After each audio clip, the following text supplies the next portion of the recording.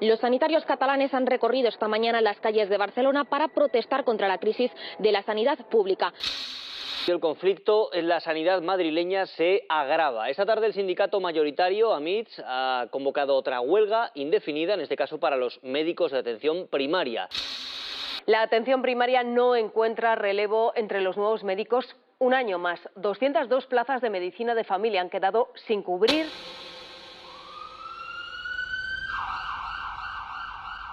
Faltan 6.000 médicos en España. Al menos esa es la estimación del Ministerio de Sanidad para que el sistema pueda atender a las necesidades de la población. Si piensas que esa cifra es alta, escucha esta otra. España tendría que incorporar a 100.000 enfermeras. Sí, 100.000, para llegar al ratio europeo. Bienvenidos al cuarto capítulo de No es país para enfermos. Mi nombre es Cristian Bengoa Terrero y hoy vamos a investigar qué pasa con los profesionales de la sanidad.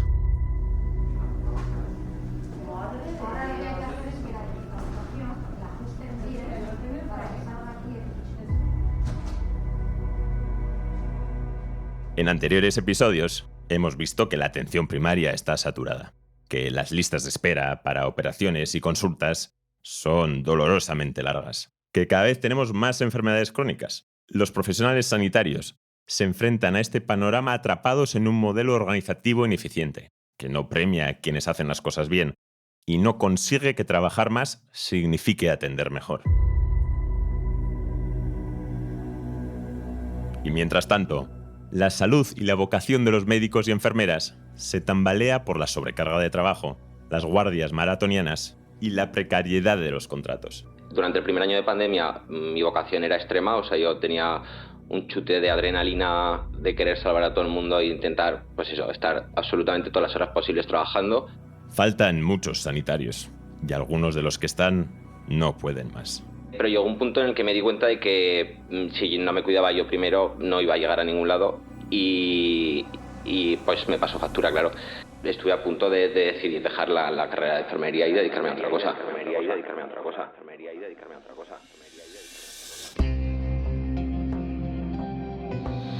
El sistema está totalmente vencido.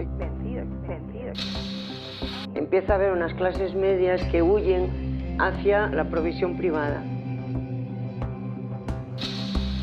No nos queda otro que la transformación. Yo creo que el 80% de las cosas que estamos de acuerdo.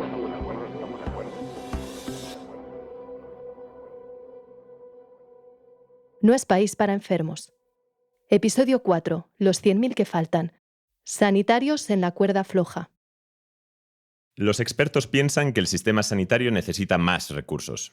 Eso significa más financiación, pero también más profesionales. ¿Cuántos? Bueno, depende del oficio y de la especialidad. Como decíamos al inicio, hay un verdadero agujero en la enfermería. Adrián, ¿tienes los datos? Sí, los tengo. En España hay 5,7 enfermeras por cada 1.000 habitantes, frente a las 8,5 de media en la Unión Europea. Una de las estrategias más repetidas para que los médicos dispongan de más tiempo para el paciente es la ampliación de las competencias de las enfermeras, que hagan más cosas, como prescribir ciertos medicamentos u ocuparse del seguimiento de algunas patologías. Pero, ¿es eso posible si ellas tienen un déficit de 100.000 compañeras? Parece difícil. Si hablamos de médicos, el déficit de 6.000 profesionales que determinó el Ministerio en 2024 se debe en su mayoría a medicina de familia, donde necesitaríamos 4.500 médicos más, aunque las cifras varían mucho por comunidades autónomas. La previsión es que ese déficit no se corrija hasta mediados de la próxima década. Con los médicos pasa algo curioso. El Ministerio dice que nos faltan profesionales, y es una idea que se escucha a menudo en los medios. Pero si nos comparamos con otros países, no estamos nada mal. La verdad es que no. Tenemos 3,9 médicos por cada 1.000 habitantes, una tasa algo superior a los 3,6 de promedio en la Unión Europea. Sin embargo, ese dato no cuenta toda la historia. Por un lado, hay un debate respecto a la falta de productividad. Adrián, un pequeño apunte antes de que sigas.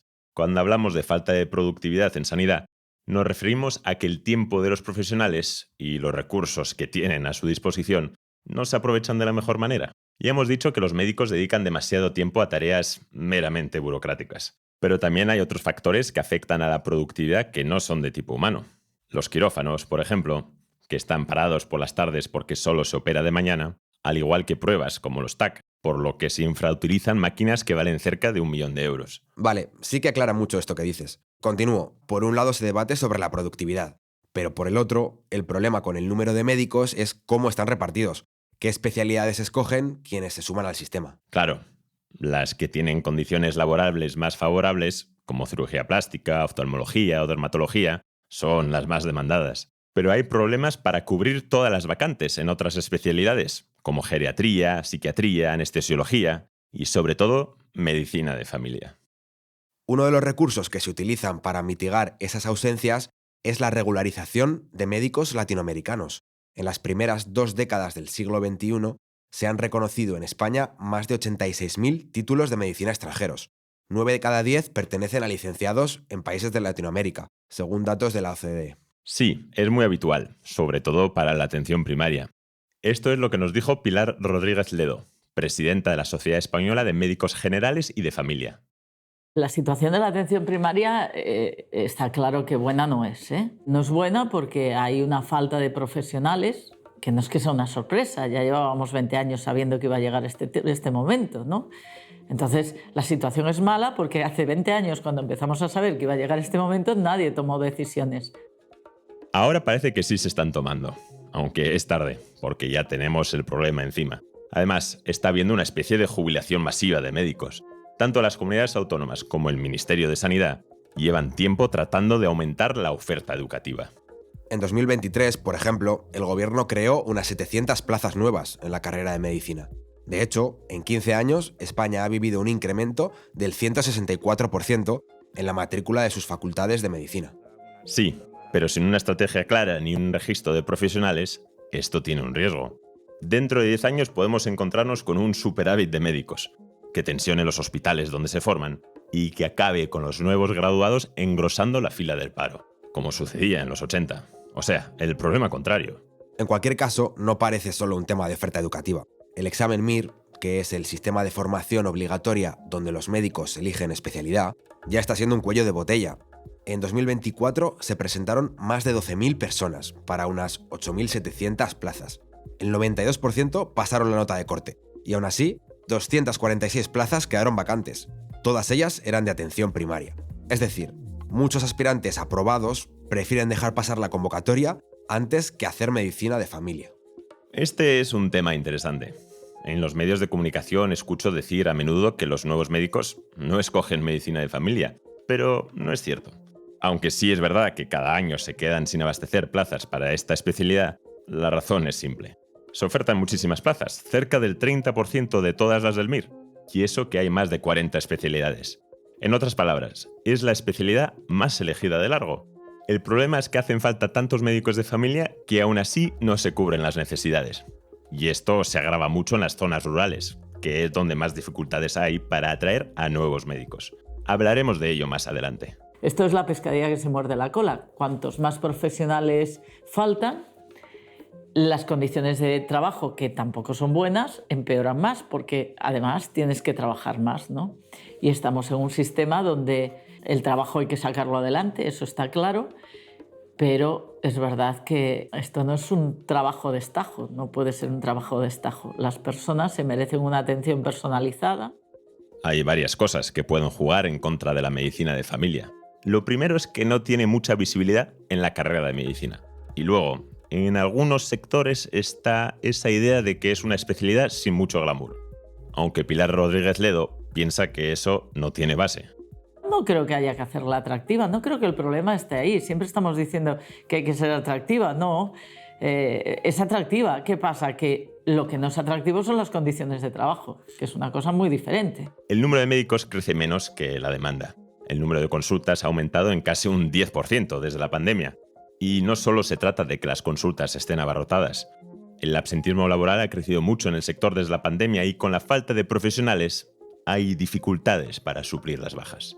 Yo creo que eso es uno de los apartados que más pesan en la medicina de familia, que se está viviendo mal profesionalmente, entendiendo la carga humana que representa para el profesional, ver que quiere hacer su trabajo lo mejor posible, que todavía muchos médicos de familia siguen siendo vocacionales y que se ven obligados a trabajar en unas circunstancias de pico pala, donde no es posible prestarle la atención suficiente a las personas si empiezas la consulta con 60 cintados y terminas con 90. Es imposible, es imposible. Entonces, bueno, yo creo que esto está produciendo una carga emocional que también está jugando en estas decisiones, ¿no? Y también en la captación de la gente joven, ¿no?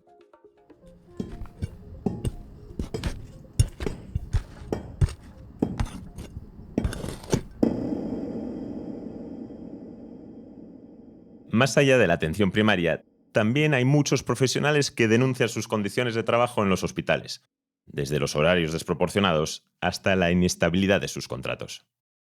He encadenado como unos 25 o 26 contratos de diferentes tipos, contratos de guardias, contratos de refuerzo de bronquiolitis, contratos de cubrir bajas de lactancia, de cubrir bajas de embarazo, de cubrir bajas de enfermedad. Todo esto en fraude de ley porque no se puede estar tanto tiempo con contratos eventuales en un mismo puesto. Quien habla es David Andina, pediatra de urgencias en el Hospital Niño Jesús de Madrid. Y además, Premio Nacional de Medicina.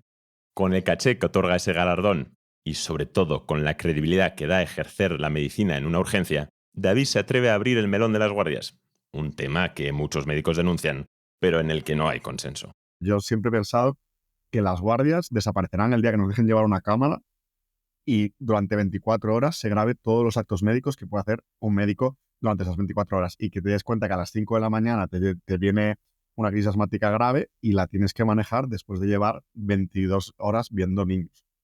Varios estudios demuestran que la capacidad de raciocinio de un doctor, que lleva más de 20 horas trabajando, es mucho más baja y tiende a prescribir más medicaciones y hacer más pruebas que no están indicadas. Eres peor médico en la hora 22 que en la hora 2.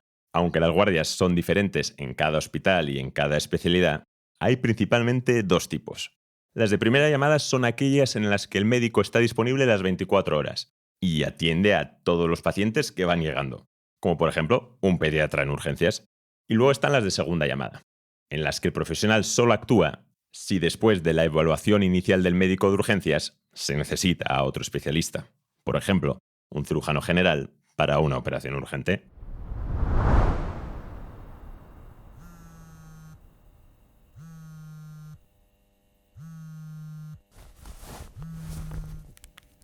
Hola. Perdone que le despierte, doctor. Tenemos un caso de apendicitis.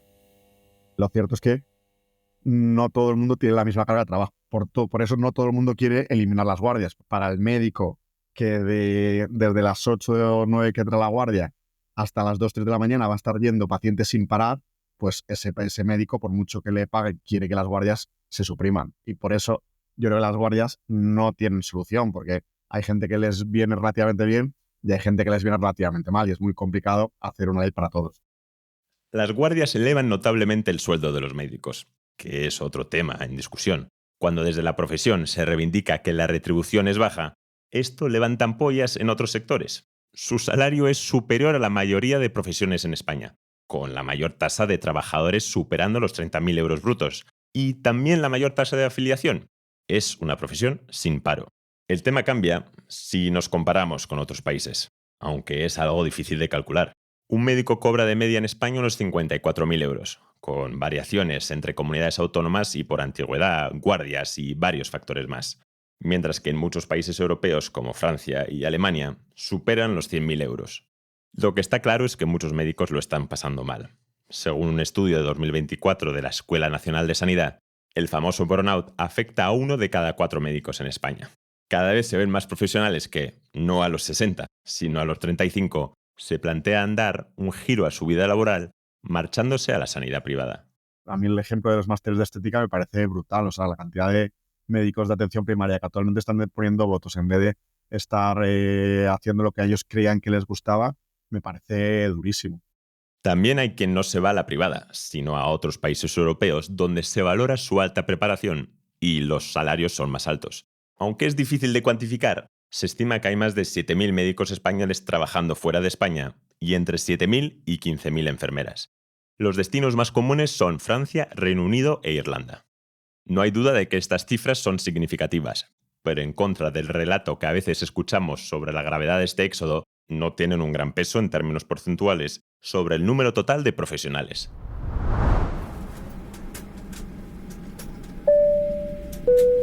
Última llamada para el vuelo a un salario más alto.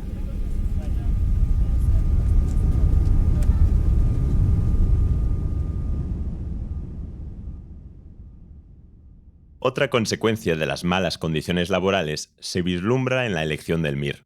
Cada vez más gente escoge especialidades con buena calidad de vida. No parece descabellado pensar que los profesionales más jóvenes priorizan su bienestar personal antes que hacer la especialidad que les apasiona. Yo creo que suficientes médicos en España los hay, pero que cada vez que quieran trabajar en la sanidad pública y que quieran hacer guardias de primera llamada, cada vez hay menos, porque nadie está dispuesto a asumir trabajar 24 horas seguidas viendo pacientes, poniendo en riesgo tu salud mental y tu salud física y poniendo también en riesgo a los propios pacientes.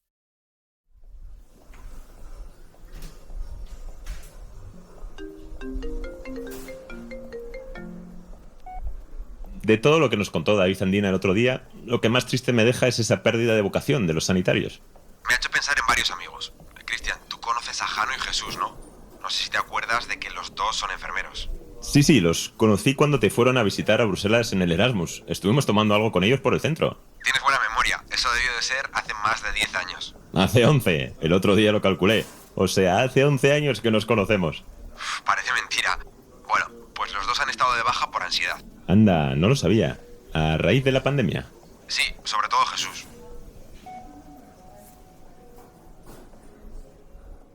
El idilio de Jesús con la enfermería es una historia clásica, bonita, de película de Hollywood.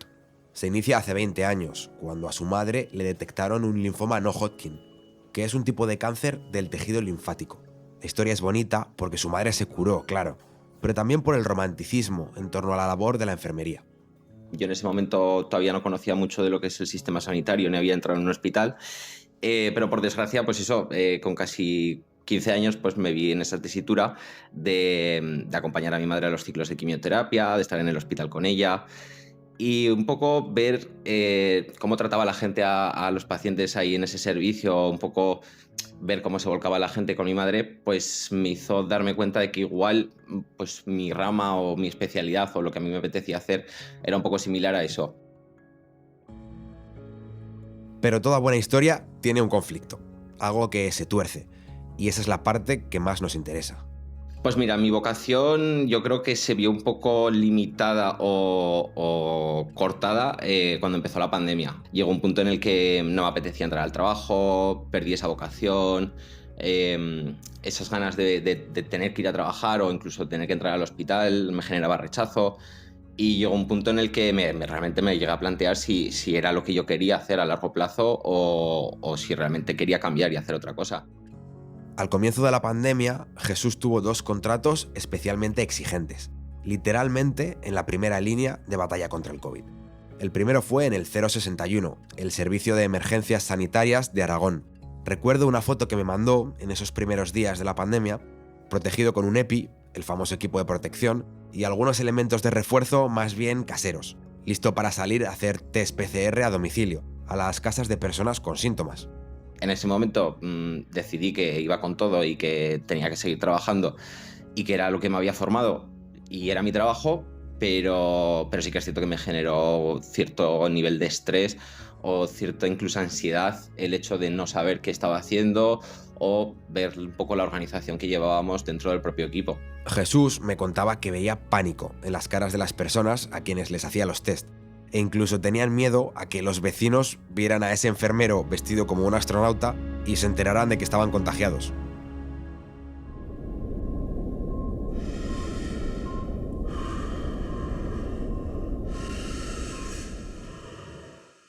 En junio se le acabó el contrato y le trasladaron a la unidad de cuidados intensivos del Hospital Clínico Lozano Blesa de Zaragoza. Teníamos todos los boxes doblados, con casi el espacio justo para poder meter un respirador, unas cuantas bombas para cada paciente y el espacio justo incluso para poder trabajar más de 2 o 3 personas. Eso yo creo que fue una de las experiencias más bestias que he podido vivir, el tener que tratar a ese ritmo a los pacientes y el tener que declarar tantos exitus en un mismo día. O sea, el hecho de que sabes que empezabas un turno y que posiblemente en tu propia UCI esa misma mañana iban a fallecer 2 o 3 personas. Aunque poco a poco la pandemia iba estando bajo control y las cifras de fallecidos empezaron a bajar, el estrés físico y emocional había dejado huella en los profesionales sanitarios. Habían trabajado en medio de un caos organizativo, sin material de protección adecuado, sin días de descanso, viviendo situaciones dramáticas a diario. Me acuerdo que justo venía de pasar un fin de semana con amigos en la playa y me acuerdo que ese mismo domingo pues empezaron a escribir por el grupo que había que otra vez que volver a doblar los boxes, que otra vez había otra incidencia de COVID muy alta, que íbamos a tener que echar más horas. Yo venía ya de una situación que durante los 2 años anteriores no había parado de trabajar casi, con muy pocas vacaciones.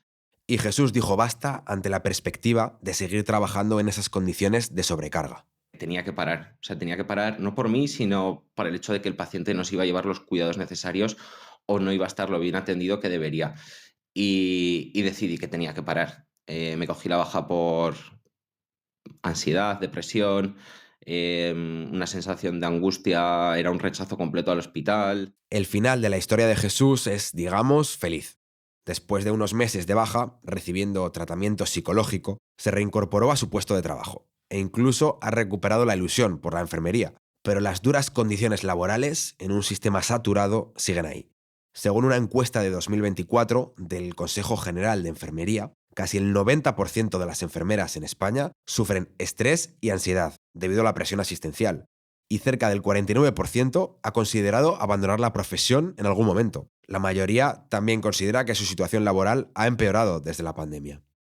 Según te vas saturando, pues vas despotricando más, vas haciendo más evidente tu cansancio, tu estrés, y claro, el resto de compañeros pues se comparten un poco esa ansiedad o esos pensamientos, y claro, luego te das cuenta de que no eres el único, te das cuenta de que hay muchos compañeros que están con ansiolíticos para dormir, que no descansan, que van con ataques de ansiedad, que no consiguen dormir porque se llevan el trabajo a casa. En otros episodios hemos hablado de calidad. Nuestros sanitarios están entre los mejores formados de Europa. Y hoy hemos hablado de cantidad. Resumiendo, nos faltan muchas enfermeras, pero tenemos más médicos que muchos de los países de nuestro entorno. Tenemos pendiente analizar cómo están organizados. Estamos en la franja alta. Estamos, me parece que es el 5º o 6º país con más médicos por habitantes de la OCDE. Entonces, ¿cuál es el problema? O sea, si hay muchos, ¿por qué al final faltan? Bueno, pues yo creo que es por el modelo organizativo.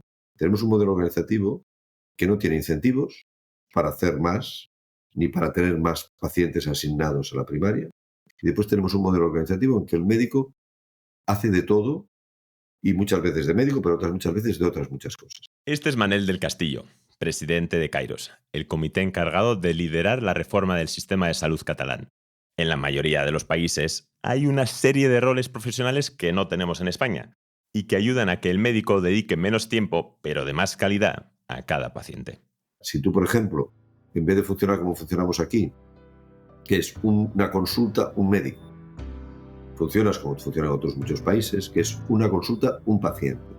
Y el médico va entrando de consulta en consulta y quien está con la consulta con el paciente pues es un auxiliar, una enfermera o lo que sea, que lo prepara, que le hace parte de la historia, que toma las constantes, etcétera, etcétera. Y el médico solamente tiene que dar su último vistazo, el consejo o lo que sea, pues es muchísimo más productivo. Igual no faltan médicos, sino que falta tiempo de médico.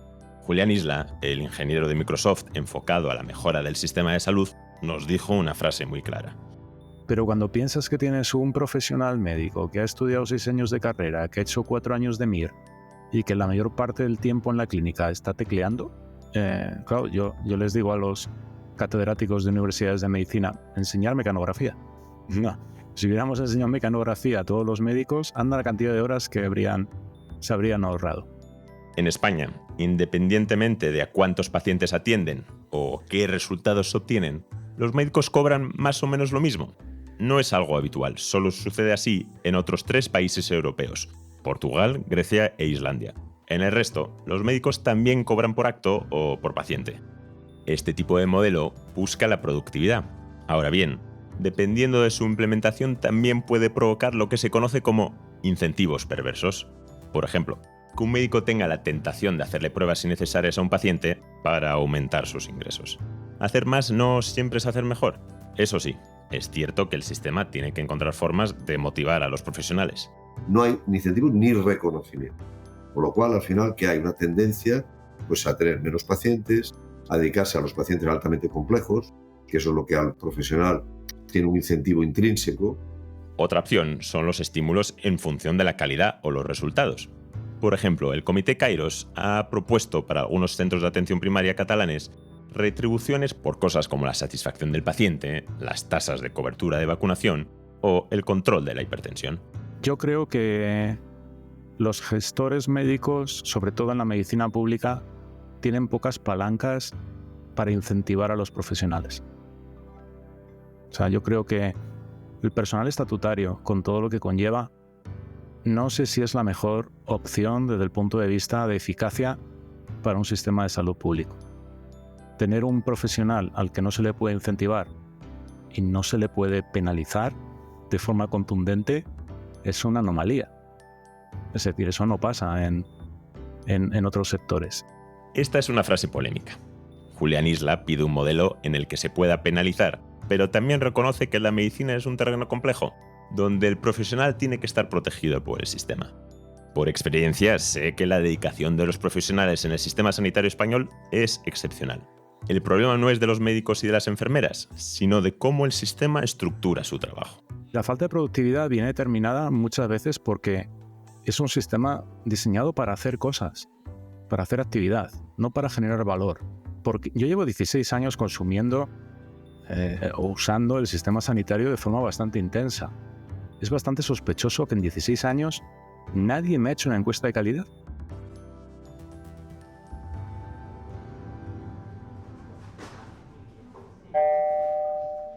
Gracias por su visita paciente 247. Siguiente. La rigidez del sistema también hace difícil formar buenos equipos médicos.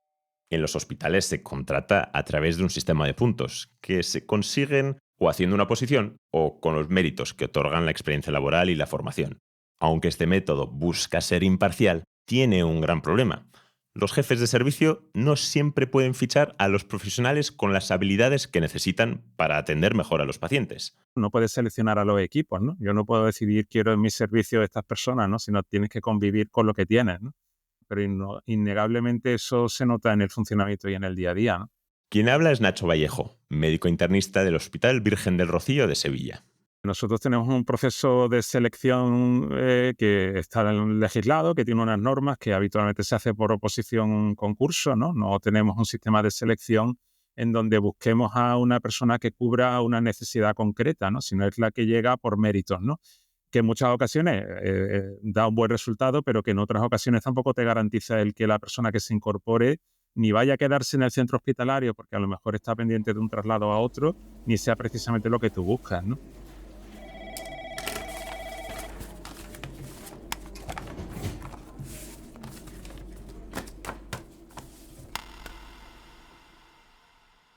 Oye, Cristian, habría que cerrar este episodio con algo de optimismo, ¿no? Quizá nos ha quedado algo negativo. Sí, hemos hablado de la precariedad y el estrés al que están sometidos los profesionales y de los cambios organizativos que hacen falta para que su trabajo sea más productivo, pero no tanto de su dedicación y de cómo sostienen el sistema pese a todos los problemas. Hay un fragmento de la entrevista con Pilar Rodríguez Ledo donde dice algo así. Espera, ya sé qué frase te refieres. La busco.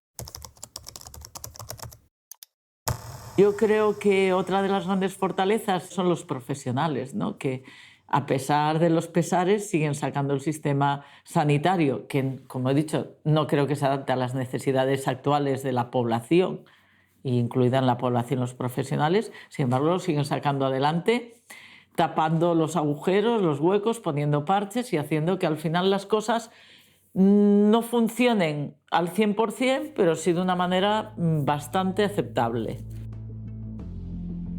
En el próximo episodio hablaremos de prevención, esa herramienta que parece ser la solución a muchos de nuestros problemas, pero que nadie acaba de bajar a tierra. Porque no se trata solo de curar, sino de anticiparnos, educar y construir una sociedad más saludable desde sus cimientos. ¿Qué lugar tiene la prevención en este sistema con síntomas de colapso?